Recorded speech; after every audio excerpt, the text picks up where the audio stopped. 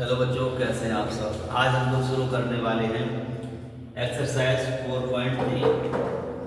तो एक्सरसाइज 4.3 शुरू करने से पहले हमें कुछ फॉर्मूले जानने होंगे, तभी हम लोग एक्सरसाइज को सॉल्व कर पाएंगे। तो जानते हैं पहले फॉर्मूलों को, उसके बाद सॉल्व करेंगे एक्सरसाइज 4.3। तो सबसे पहले हम लोगों को जानना होगा nature of root. Nature of roots यानी कि हिंदी बोले तो मूलों की प्रकृति। प्रकृति का मतलब कैसे होंगे रूट। तो यहाँ पर रूट्स यानी कि मूल तीन तरीके के होंगे। पहला तरीका टू रियल रूट्स। रियल का मतलब रियल नंबर पढ़ाए थे, वास्तविक। तो दो वास्तविक मूल हो सकते हैं जिनके मान अलग अलग होंगे, ठीक है। दूसरे टू इक्वल रूट्स, दो बराबर एक जैसे मूल होंगे, ठीक है। और तीसरा नो रियल रूट्स, कोई वास्तविक मूल नहीं होंगे। तो पहले का मतलब क्या है, दो वास्तविक मूल। टू रियल रूट्स का मतलब दो वास्तविक मूल मिलेंगे हमें। दूसरा दो इक्वल रूट्स मतलब दो बराबर के मूल मिलेंगे, ठीक है। और तीसरा क्या होगा, नो रियल रूट्स, तो कोई वास्तविक मूल नहीं मिलेगा, कोई वास्तविक मूल नहीं। लेकिन ये पता कैसे चलेगा, इंग्लिश वाले इंग्लिश में नोट करें, हिंदी वाले हिंदी में नोट करें, ठीक है। तो ये पता कैसे चलेगा, तो हमारा जब क्वाड्रेटिक इक्वेशन होती है वो होती है ax² plus bx plus c बराबर 0। a b c के मान यहाँ से आएंगे।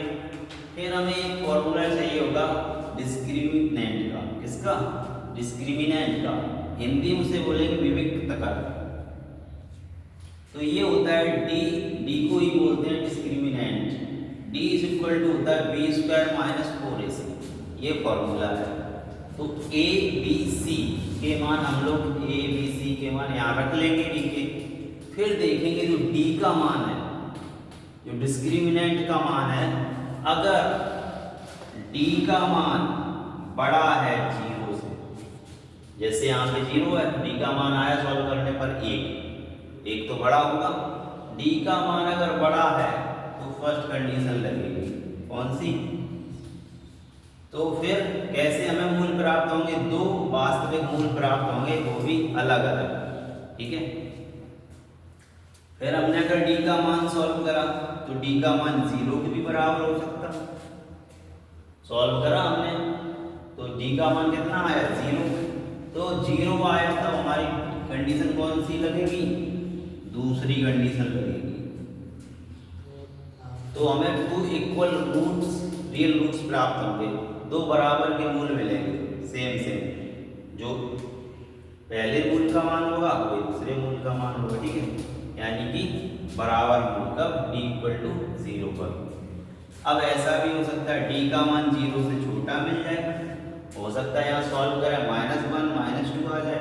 तो माइनस के तो 0 से छोटे होते हैं ना, तो 0 से जब छोटा है तो कौन सा तीसरा नंबर काम करेगा, ये वाला नो रियल रूट्स, कोई वास्तविक मूल नहीं मिलेंगे, ठीक है।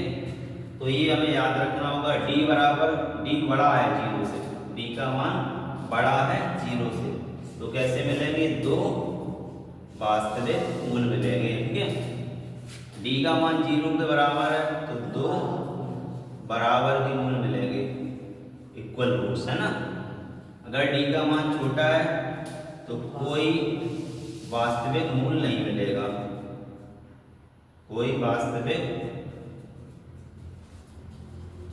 मूल नहीं, ठीक है, यानी कि नो रियल रूट्स। तो सबसे पहले हमें इक्वेशन दी जाएगी, उससे ABC के मान निकाल के हम d का मान निकालेंगे। जैसे ही हमारे सामने d का मान आएगा तो हमें पता चल जाएगा किस तरीके के हमारे मूल होंगे। फिर हम लोग मान लेंगे ये जो समीकरण हमें दिया जाएगा उसके दो मूल मान लेंगे, एक मूल मान लेंगे अल्फा है, दूसरा मूल बीटा है, और भी कुछ मान सकते हो। लेकिन बुक में अल्फा पहले को मानते हैं, दूसरे को बीटा। मूल का मतलब वही जो हम लोग x का मान निकालते हैं सॉल्व करके, तो दो मान निकलेंगे, पहले को अल्फा दूसरे को बीटा। एक तरीका तो है जैसे पहले तुम लोग फैक्टर करके करते रहे हो वैसे सॉल्व कर लो, वैसे सॉल्व नहीं कर पा रहे हो तो फिर एक ही फॉर्मूला याद करना पड़ेगा। x हो जाएगा माइनस बी प्लस माइनस, दोनों साइन लगाएंगे, plus minus under root b square minus 4ac upon 2a। अब देखो ये फॉर्मूला याद ना करो तो इतना छोटा कर लो, B square minus 4ac, B square minus 4ac, ये तो d का ही मान है, तो इसकी जगह क्या लिखे तो d, तो फॉर्मूला बन के आएगा x बराबर minus b plus minus under root में d अपॉन 2a। चाहे ये कर लो या चाहे कर लो। अब अगर फिर जब यहाँ तक सॉल्व करके पहुँचेंगे तो फिर जब हमें अल्फा का मान लिखना होगा, ठीक है, तो एक बार प्लस ले लेंगे तो फॉर्मूला अल्फा का क्या बनेगा, माइनस बी प्लस लेंगे प्लस अंडर रूट में डी अपॉन 2a। जब हम बीटा का मान निकालेंगे तो बीटा का मान में क्या लेंगे, माइनस का लेंगे और प्लस का छोड़ देंगे, तो क्या हो जाएगा minus b minus under root में डी अपॉन 2a। ये कब लगेगा, जब दो अलग अलग मिलेंगे तभी तो अल्फा बीटा निकालेंगे। अगर दोनों बराबर हैं, ठीक है, दोनों बराबर हैं, बराबर कब होंगे, जब डी का मान क्या होगा 0, तो डी की जगह यहाँ 0 रख दोगे तो क्या बचेगा, माइनस बी बटे 2a बचेगा। तब ये दूसरी वाली कंडीशन हो तो जो अल्फा बराबर वही बीटा बराबर क्या हो जाएगा, माइनस बी बटे 2a, ठीक है। कब, जब बराबर ही है तो अल्फा का जो मान होगा वही बीटा का मान होगा, और फॉर्मूला कितना छोटा रह जाएगा, डी की जगह 0 रखोगे तो माइनस बी बटे 2a बचेगा। इसमें कोई फॉर्मूला ही नहीं है, जब निकलने ही नहीं है, अगर क्वेश्चन आएगा तो निकाले जाएंगे तो फिर देखेंगे। तो हमने यहाँ पे आपको 3 तरीके के मूल होंगे, यानी कि रियल रूट्स और इक्वल रूट्स और नो रियल रूट्स। फिर डिस्क्रिमिनेंट का फॉर्मूला निकालेंगे, तब डी का मान निकाल के तभी पता कर पाएंगे कि मूल कैसे है। उसके बाद फैक्टर करके आ रहे हैं तो ठीक है, नहीं तो ये फॉर्मूला जिंदा, इसे बोलते हैं श्रीधराचार्य फॉर्मूला, श्रीधराचार्य सूत्र। तो जब तुम फंस जाओ, फैक्टर ना हो रहे हो तुमसे, तब ए बी सी के मान यहाँ रखो और सॉल्व करके आंसर आएगा। जब किसी बच्चे को फैक्टर से ना करना हो, फैक्टर नहीं कर पाता, तो ये फॉर्मूला है ना हर एक में फिट बैठेगा, तो इसको नोट कर लो। करते हैं फिर कुछ क्वेश्चन 4.3 के।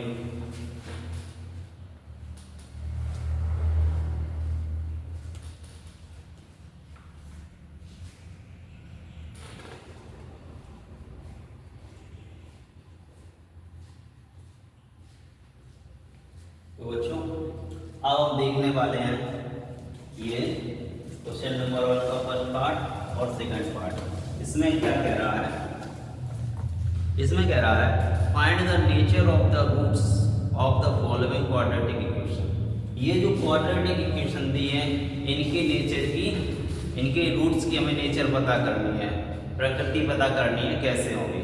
हमने आपको 3 टाइप बताए हैं, रियल, इक्वल और नो रियल रूट। तो हम लोग पता करेंगे। और कह रहा है if the real root exist, अगर रियल रूट्स हैं, वास्तविक मूल हैं, तो उनको फाइंड करो, उनको निकालो, ये करना है। तो उसके पहले हम बता रहे हैं, आप अगर किसी भी स्टेट से हैं, इंडिया के किसी भी स्टेट से हैं और 10th क्लास में 90% से ज़्यादा नंबर लाना चाहते हैं, तो चैनल को इसको सब्सक्राइब कर लें। नाम बाई चांस भूल जाएं तो DKP स्कूल इस नाम से ये चैनल है।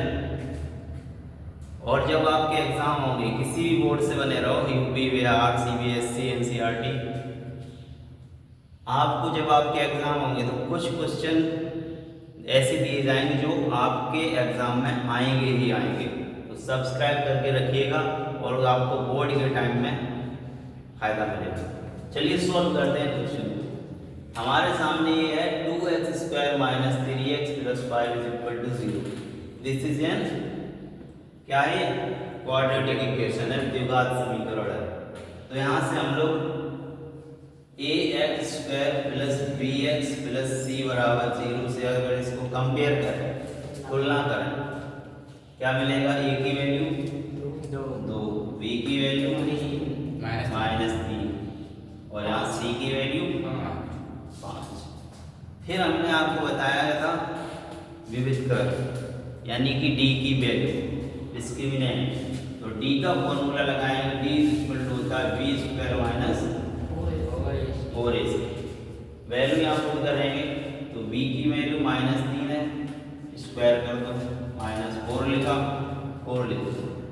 a की वैल्यू यहाँ से 2, c की वैल्यू यहाँ से 5।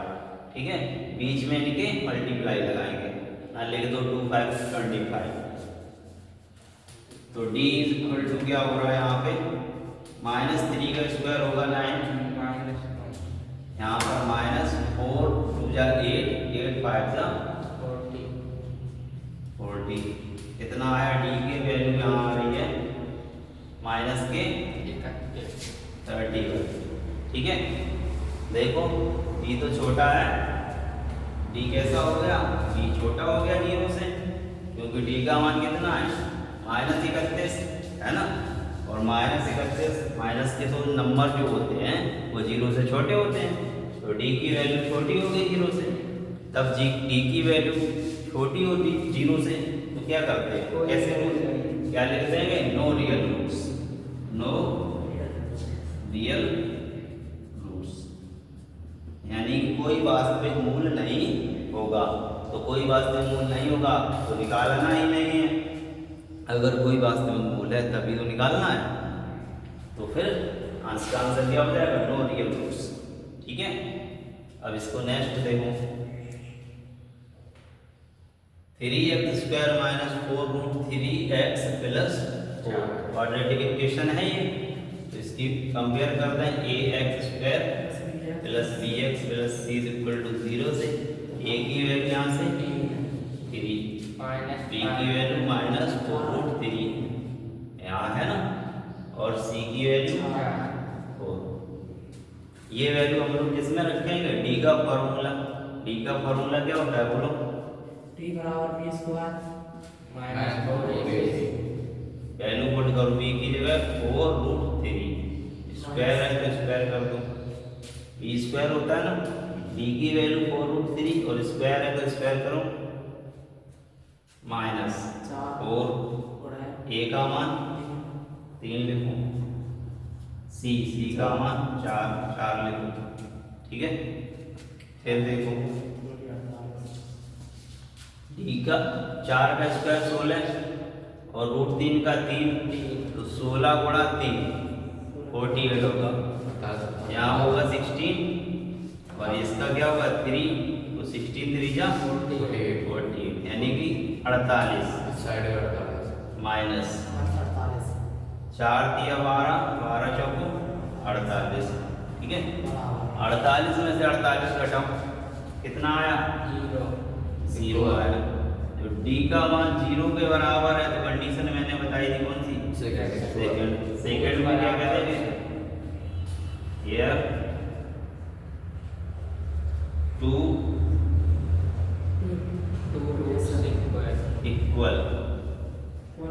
Equal real roots. कैसे? 2 इक्वल तो होंगे, 2 भी रियल होते हैं। रियल मतलब वास्तविक संख्याएं, हमने जो पढ़ी थी चैप्टर फर्स्ट। इस चैप्टर के खत्म होने के बाद कौन सा पढ़ेंगे? ट्रिग्नोमेट्री। ठीक है, तो फिर फॉर्मूला मैंने क्या बताया था? x इक्वल टू वैसे तो होता है क्या? -b plus minus √d/2a। तो वो लिख लें पूरा, क्या होगा? -b इसका b होता है, -b प्लस माइनस √d/2a।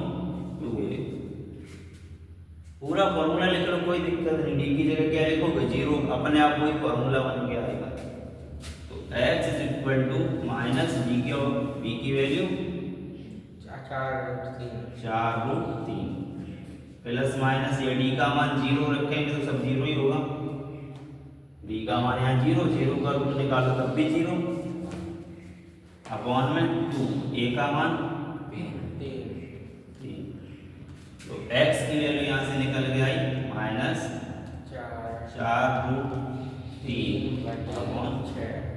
चाहो तो इससे 2 से 1 काट दो तो क्या बचेगा? 2√3 ऊपर बचेगा, नीचे 2√3 और नीचे 3। और अगर सॉल्व करना चाहो तो हमें पता है 3 को हम लोग क्या लिख सकते हैं? √3 लिख सकते हैं। तो इस 3 की जगह √3 लिख दो, क्या हो जाएगा? -2 √3 था ऊपर, नीचे क्या होगा?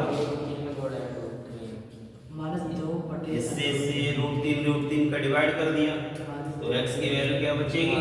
-2 अपॉन √3। हमें क्या निकालने थे? मूल मान लेते क्या है? अल्फा और बीटा। ठीक है, लेट द टू इक्वल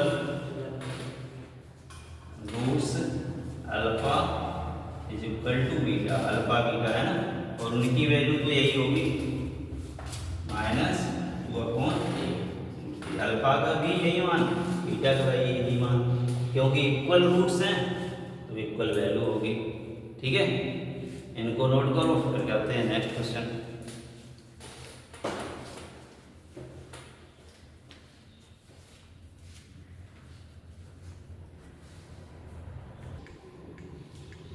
बच्चों यहाँ पे हमें थोड़ी सी मिस्टेक हुई है। क्या मिस्टेक हुई है? देखिएगा यहाँ पर जो b का मान यहाँ आएगा माइनस के 4√3 आएगा, फिर आप सॉल्व कीजिएगा। लेकिन अब हम लोग क्या करेंगे? क्वेश्चन में यहाँ प्लस कर देंगे। ठीक है, तो एक नया क्वेश्चन बन गया। क्वेश्चन में यहाँ प्लस कर देंगे तो हमने जैसे सॉल्व करा है वही आंसर रहेगा। ठीक है, अब जो बुक में है वहाँ पे यहाँ 4 के आगे क्या है? माइनस। अब आप माइनस रख के उसको फिर से सॉल्व करेंगे तो आपका एक और क्वेश्चन बन जाएगा। तो आज की वीडियो में यहीं तक, मिलते हैं नेक्स्ट वीडियो में।